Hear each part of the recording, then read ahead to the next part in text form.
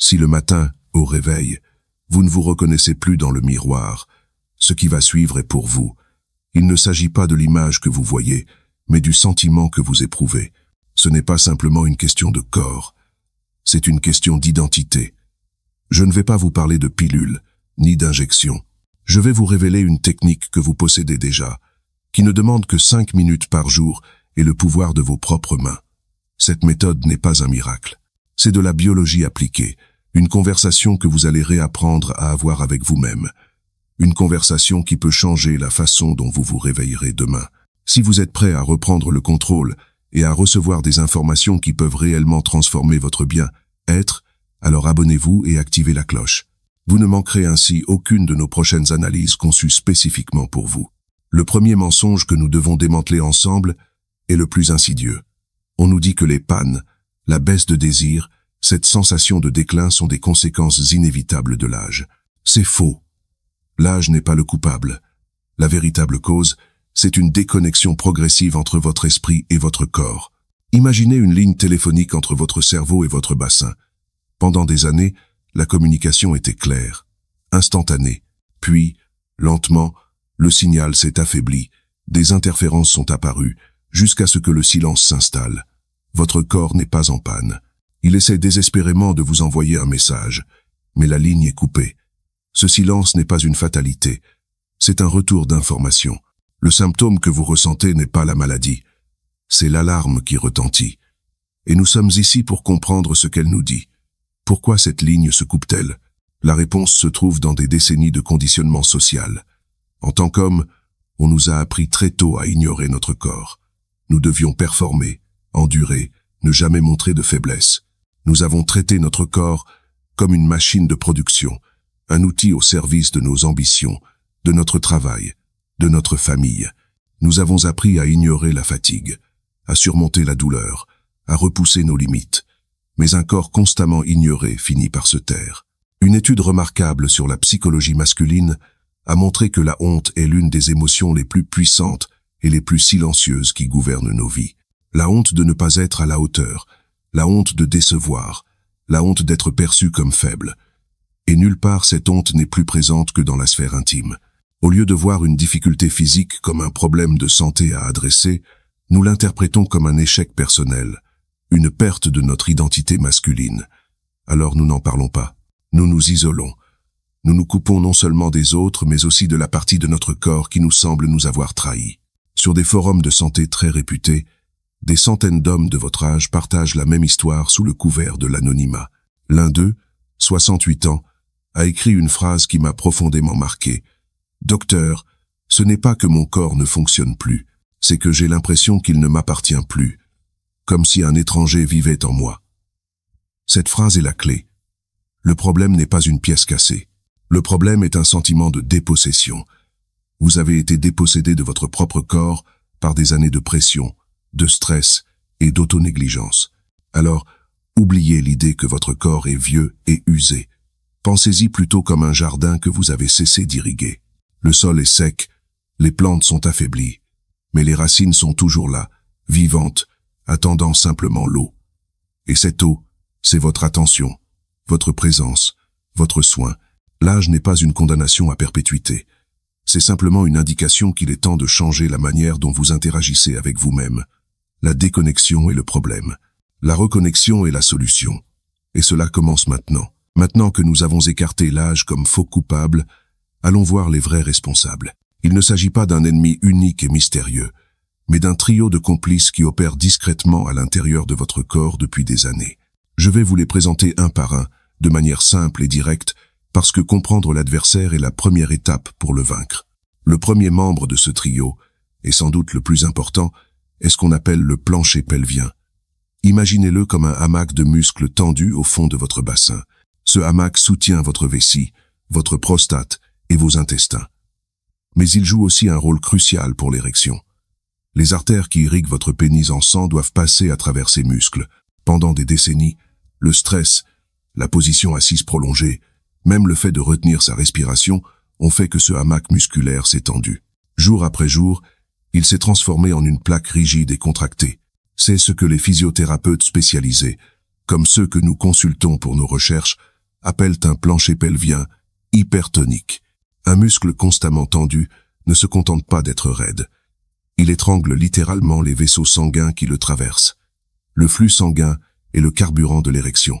Si ce flux est réduit à la source, le résultat en aval est faible, peu importe votre désir. C'est le premier blocage, purement mécanique.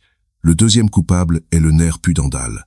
Considérez-le comme le câble électrique principal qui relie votre centrale électrique, le cerveau, à votre zone intime. Il transporte les ordres d'excitation et les sensations de plaisir. Ce nerf passe, lui aussi, au cœur du plancher pelvien. Lorsque le plancher pelvien est tendu comme une pierre, il comprime ce câble. Le signal électrique devient alors faible et intermittent. C'est comme essayer de regarder la télévision avec un câble d'antenne plié et abîmé. L'image est mauvaise, le son grésille. Vous avez beau monter le volume, l'information n'arrive tout simplement pas correctement. C'est pourquoi beaucoup d'hommes rapportent non seulement une difficulté à obtenir une érection, mais aussi une perte de sensibilité. Ce n'est pas votre imagination. C'est une conséquence physique de cette compression nerveuse. Le troisième et dernier coupable est votre système nerveux autonome. Il est divisé en deux branches opposées. La première, le système sympathique, est notre accélérateur, le mode combat ou fuite. Il s'active face au stress, au danger, à la pression. La seconde, le système parasympathique, est notre frein, le mode repos et digestion. C'est lui qui permet la relaxation, la guérison et l'érection. L'érection est physiologiquement impossible si votre corps est en mode combat ou fuite. Le problème est que la vie moderne, avec ses exigences constantes et son stress chronique, a bloqué beaucoup d'entre nous en mode sympathique permanent. Nous sommes constamment sur le qui-vive, même quand nous pensons être détendus. Le corps ne fait pas la différence entre un danger réel et l'anxiété liée aux factures ou aux problèmes familiaux. Il réagit de la même manière, en libérant des hormones de stress comme le cortisol, qui sont l'ennemi direct des mécanismes de l'érection. Alors résumons, vous avez un plancher pelvien tendu qui bloque le flux sanguin, un nerf comprimé qui brouille le signal de plaisir, et un système nerveux coincé en mode alerte qui empêche toute relaxation. Voilà le véritable trio responsable. La bonne nouvelle, chacun de ces trois coupables est réversible. Nous pouvons relâcher le muscle, libérer le nerf et calmer le système nerveux. Et nous allons le faire non pas avec des produits chimiques, mais avec une approche plus fondamentale et plus puissante. Nous arrivons au cœur de la solution. Maintenant que nous avons identifié les blocages, la question est comment les lever? La réponse est plus simple et plus accessible que vous ne l'imaginez. Elle se trouve au bout de vos bras, vos mains. Oubliez tout ce que vous pensez savoir sur le massage. Nous n'allons pas parler ici de performance ou de plaisir, au sens où on l'entend habituellement. Nous allons parler d'un contact thérapeutique, d'un acte de reconnexion, d'un dialogue physique que vous allez réapprendre à avoir avec votre corps. La première chose à comprendre, et c'est capital, est que cette pratique est un acte médical personnel, pas un acte sexuel. Vous devez l'aborder avec l'intention d'un médecin qui examine son propre patient, avec soin, curiosité et sans jugement. L'objectif n'est pas de déclencher une réaction immédiate, mais de restaurer une fonction sur le long terme. Les anciennes traditions, comme la médecine taoïste, connaissent le pouvoir de ce contact intentionnel depuis des milliers d'années pour cultiver l'énergie vitale. Aujourd'hui, la science occidentale valide ces principes. La recherche en neurosciences, notamment les travaux sur la neuroplasticité menés dans de grandes universités, nous montrent que le cerveau peut recréer des connexions perdues à tout âge, simplement par la stimulation répétée. Le toucher conscient est l'une des formes les plus puissantes de stimulation. Ce contact a trois objectifs précis, trois missions que vous allez confier à vos mains. Le premier objectif est de relâcher. Vos mains vont appliquer une pression douce et une chaleur apaisante sur les zones tendues, pour inviter le plancher pelvien à abandonner cette crispation qu'il maintient depuis si longtemps. Il s'agit de dire aux muscles, « La garde est finie, tu peux te détendre ». Le deuxième objectif est de restaurer. En relâchant la tension, vous libérez les vaisseaux sanguins. Votre massage va alors agir comme une pompe douce qui encourage le sang riche en oxygène à revenir irriguer cette région. Vous allez littéralement réveiller des tissus qui étaient en dormance. Le troisième objectif est de reconnecter.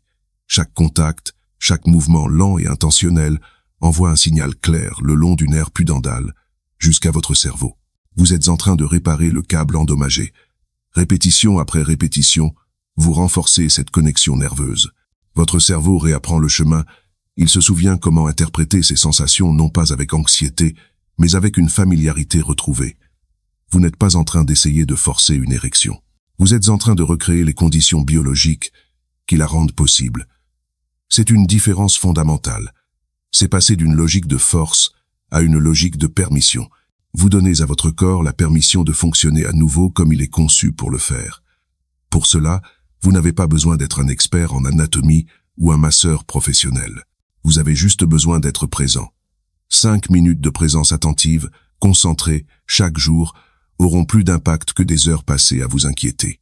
Dans un instant, je vais vous guider à travers le protocole exact, geste par geste.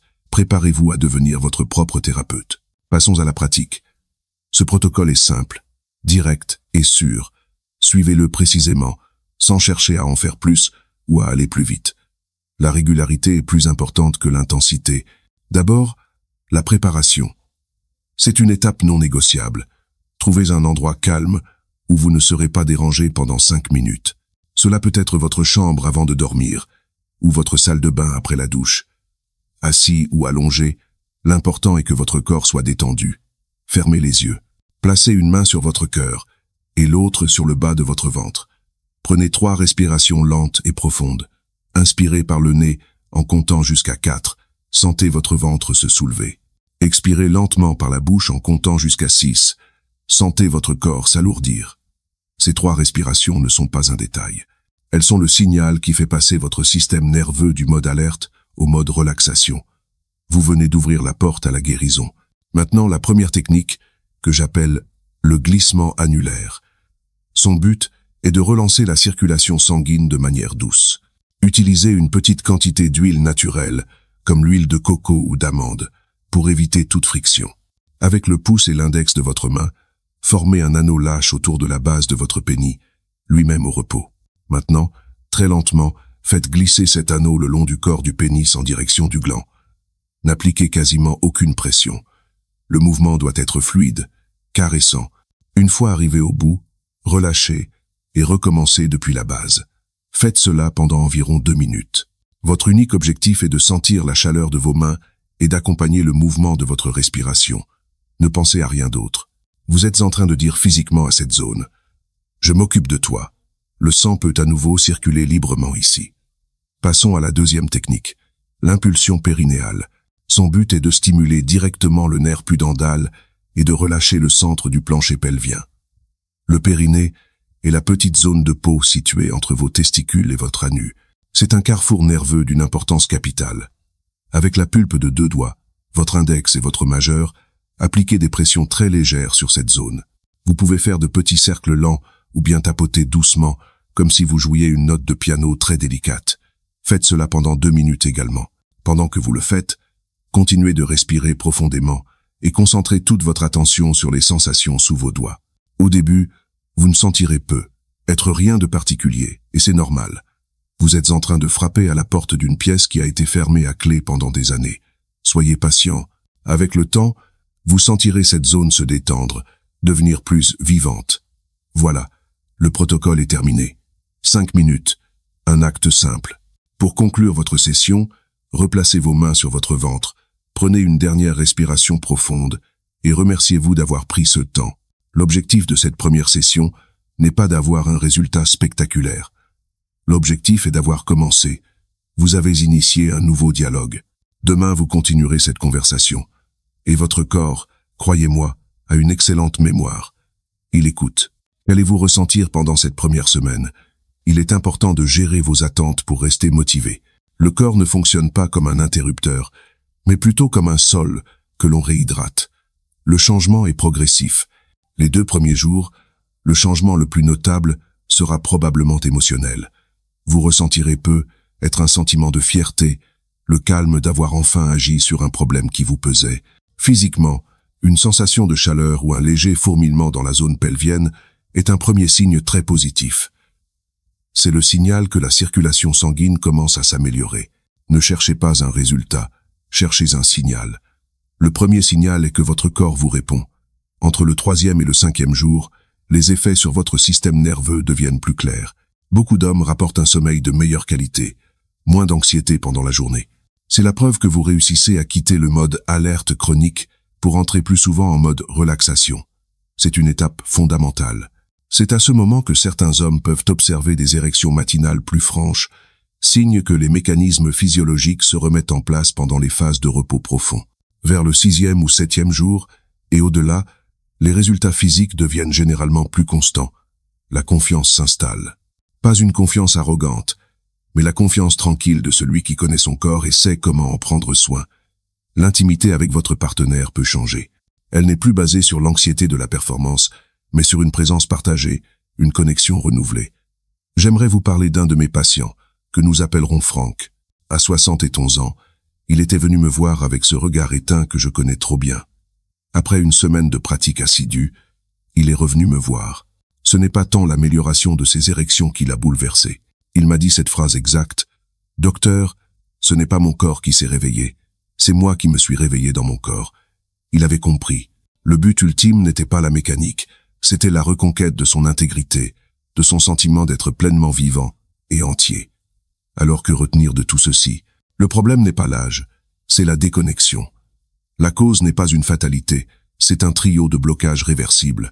La solution n'est pas dans une pilule, elle est dans vos propres mains, guidée par votre intention. Le chemin vers la guérison n'est pas une course, c'est une conversation quotidienne. Ce soir, accordez-vous ces 5 minutes. Pas comme une corvée, mais comme un acte de respect envers vous-même. Vous n'êtes ni trop vieux, ni trop tard, et vous n'êtes absolument pas cassé. Vous êtes un homme qui possède en lui toutes les ressources pour se reconstruire. Et maintenant, vous savez comment commencer. Merci de m'avoir écouté.